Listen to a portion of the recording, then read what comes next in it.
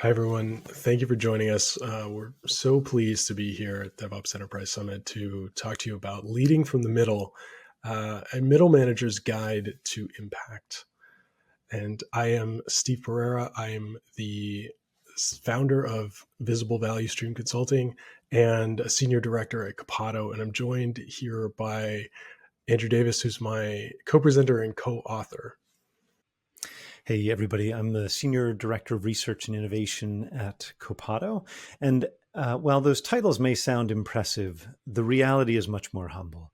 Steve and I are both just another middle manager at Copado. So we'd like to talk to you about the challenges, the opportunities of being a middle manager, and what does it mean to try to execute leadership in that context. So there's actually a book called Leading from the Middle that we found after we came up with the name of this presentation by Scott Mouts. He has this quote: being in the middle means you have the opportunity to lead in all directions. So that is an extraordinarily optimistic and encouraging quote that I want you to contemplate and keep that in mind through the presentation.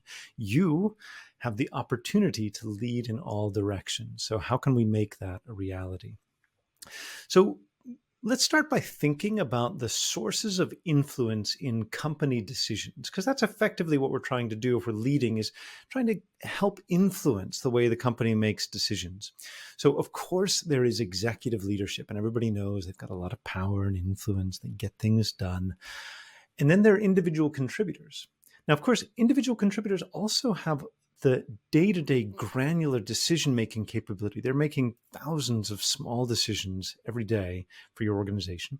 And of course, there's external circumstances that are guiding and moving your organization in different directions. If you're a middle manager, you're sitting somewhere here in the middle between the executive leadership tier and the individual contributors. And that is your sphere of influence. And we're going to talk about that phrase, sphere of influence, a lot in this presentation. I would like to remind you of this diagram from a little organization called the DevOps Research and Assessment Group, who came out with a little report called the State of DevOps Report, which we all know and love. And so this set of capabilities that all drive software delivery performance and drive organizational performance. Now you'll notice here on the far left is transformational leadership. This has 5 characteristics: vision, inspirational communications, intellectual stimulation, supportive leadership, and personal recognition. Now, if you ponder those for a minute, right, those 5 characteristics, those are not the exclusive purview of any one person in the organization. Of course, if you have a CEO who models that, that's fantastic, or a CIO or whoever. But that's something that all of us individually, wherever we are in the organization, we can all embody that. Now, it may be that if you're a technologist, the areas of this diagram that you have most confidence in are things like database administration and version control and so forth. And that's fantastic. Now, it may be that leadership is not something we're feeling as confident about as we might. I want to reflect on why that is. Leadership means going somewhere new. By definition, you can't just follow anyone else. And when you're going someplace new, that is high risk and high reward, both socially and practically.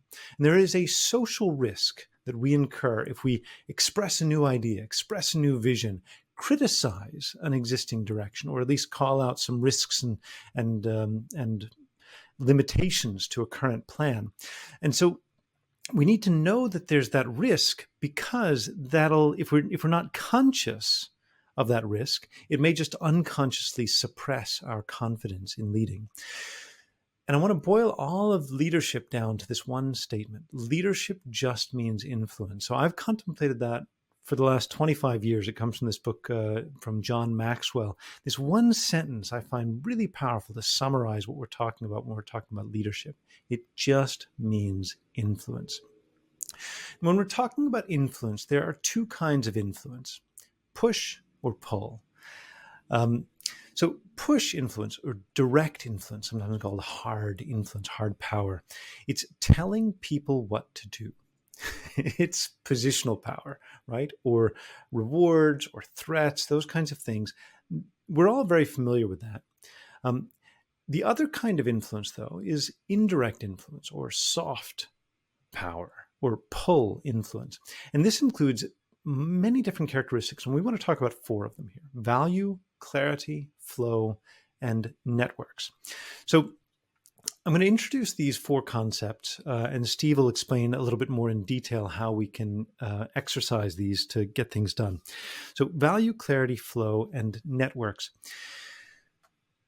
When we talk about leadership, it's very common that people go to thinking about organizational politics. How many times have you heard people talk about organizational politics? Oh, so-and-so is being a jerk, or they're obstinate, or oh, I was overruled, and so forth.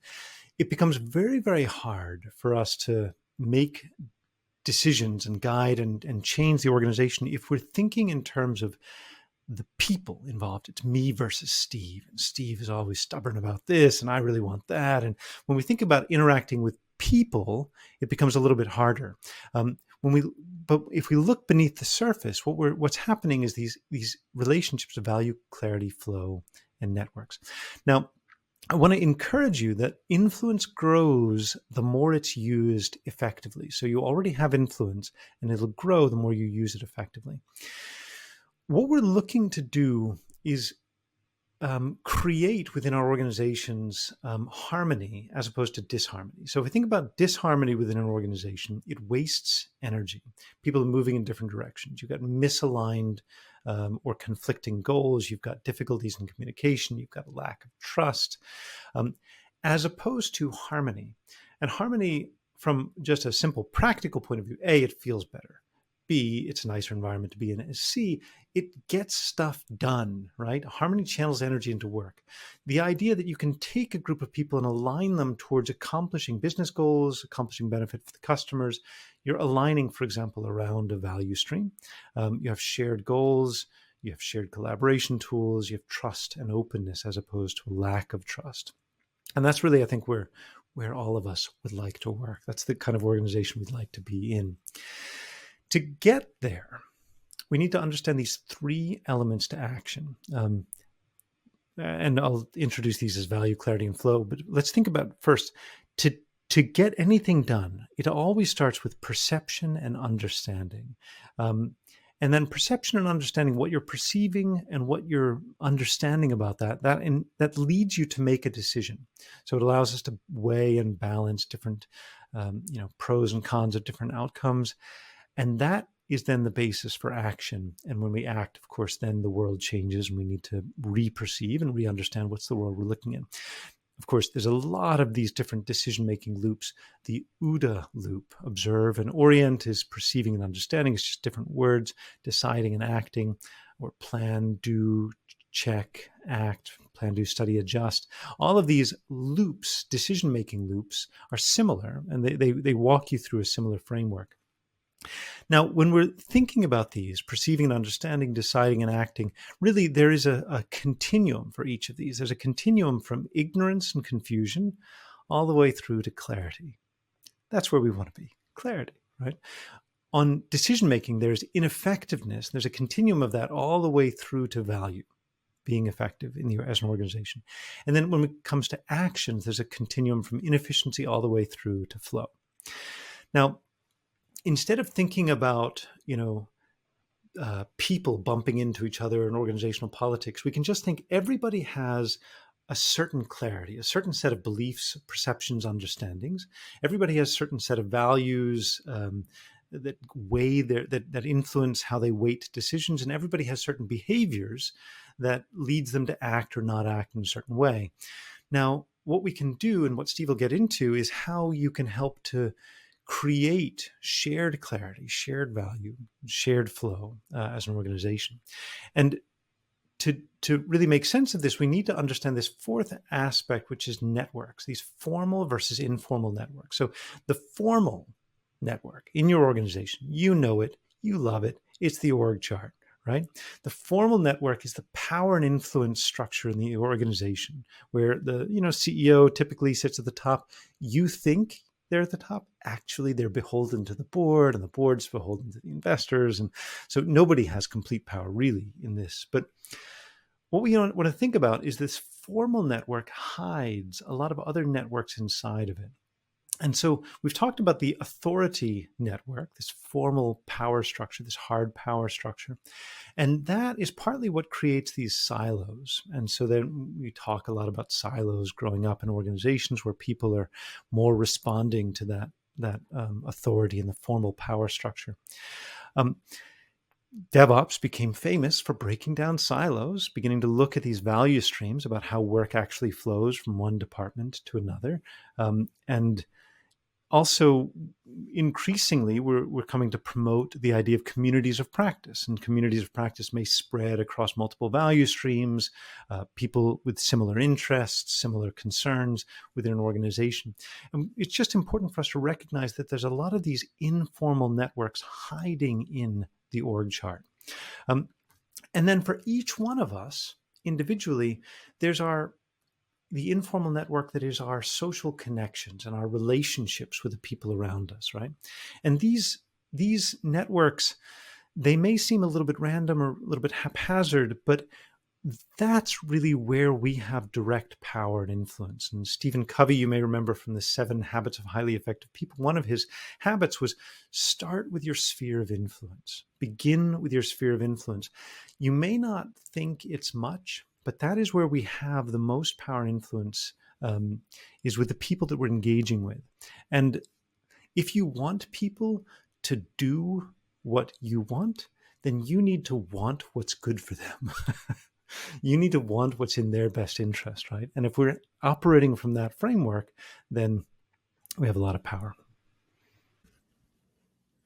So that brings us naturally back to this concept of harmony, and it's a little bit more powerful than just alignment, right? I mean, we're not just pointing people in the same direction. We really want them to converge, right? We want all the players involved to be on the same team with the same mission, and ideally, a unification of perspectives and incentives. And the way to do that is to really get everybody together and get all that information and context out in the open and connect the dots and really bridge the gaps between each individual involved, what they're focused on, what level they're looking at. Are they in the weeds? Are they 50,000 feet above everybody else? Are they looking far into the horizon, or are they worried about next week? All of these factors separate our perspectives and make it challenging for us to come together and agree and start working collaboratively and effectively, as we know we need to. So when we look at ways to facilitate this harmony and convergence of perspectives and convergence of alignments, one of the methods that we found very powerful over the past couple of years, especially over remote work and across time zones and with very distanced groups of people, distanced physically and distanced in terms of perspective and incentive, is outcome mapping, which is essentially starting from a target and breaking it down to understand what is it going to take to get there together, with everybody working together. And this can be a product of OKRs. It could be a convergence on a target objective, some annual goal. You might have just a big, hairy, audacious goal that's been shared with the organization, and you're tasked with making it happen. So how do you understand this outcome together and all start working in service of achieving it? So the first part that we find really powerful about mapping this out and connecting the dots is thinking about, why is this outcome valuable? Because it's valuable for different reasons to different people. It's valuable for different reasons to the organization and to customers and to individual contributors and leaders and the ambitious new hire. All of that can come out into the open and get connected together, and everybody can start to understand, I wasn't thinking about that, but now that I see it, it makes a lot of sense. And we can start to bring these things together and bring ourselves together. And the next piece that's really powerful is thinking about obstacles. So before we, start joining hands and singing Kumbaya and marching off into the sunset, what are the things that we're going to trip over? What are the things we're going to have to surmount and overcome? Because that's giving a chance to the folks who are more worried about what could go wrong than worried about this is going to be great someday. And those are dots we need to connect. We need to bring them into the fold, and we need to achieve harmony across all of these different concerns. And that's just solid practice, understanding what are the things we're going to struggle with. And so we can plan ahead to avoid them or mitigate them, or maybe even use them to our advantage. And so investigations are another factor here where we can start to connect efforts, specific, small efforts, small discoveries that are going to help us understand more about avoiding our obstacles and getting to our outcomes more effectively, faster, with less frustration and effort. So that's a way of understanding value, understanding, creating a sense of clarity amongst a group. When we're talking about flow and focus and understanding how are we going to align our efforts, align our perspectives towards the thing that we need to address immediately, or the thing that's going to bring us to a state of flow together. And so value stream mapping is an excellent way of looking at how are things going right now? What's involved? Who's doing what? And how is it going?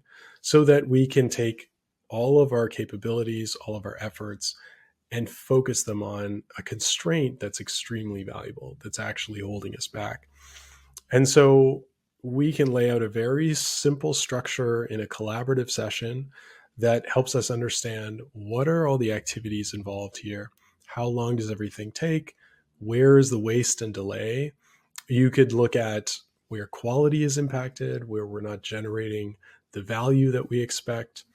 And all of that measurement is going to allow us to focus on a single constraint and bring everybody from separate interpretations of where we should focus to a single point of convergence and understanding about let's focus here. There's good evidence that this is going to pay off, and then we can move on to something else instead of everybody having a separate opinion on what we should be focused on. And we can be looking at flow and clarity and value at any level of the organization. A powerful way of looking at how all these dots connect is a Wardley map, is a value chain map, is understanding all the components that are around us. And as individuals, all the folks that we depend on and who depend on us, but also what's going to be affected when we start making changes, when we start influencing the system, when we start evolving practices and architectures. Who do we need to build relationships with? Who do we need the strongest relationships with? Who could potentially be disrupted by our efforts? And so this is another opportunity to have a visual collaborative session to get all that information into one place and have it easily understood by all the people involved, so that nobody feels like they're left out, and everybody feels clear on how they fit into the big picture and the part that they can play to bring the best aspects of their capabilities to the larger organization. So to recap a lot of this, what we're really talking about here is making the invisible visible. It's a key factor in taking all of the information, the context, the fears, the hopes, and bringing it out into the light, bringing it to the others that we work with, the people that we depend on, the people that we want on our team, and having it easily understood by everybody. We like collaborative mapping as a way of doing this. It's really enjoyable. It's very energizing, and essentially what we're doing when we're working through these sessions is working to clarify, working to identify constraints, and working to address those constraints. And all of that effort moves us in a more positive direction, more productive direction, and a more effective direction.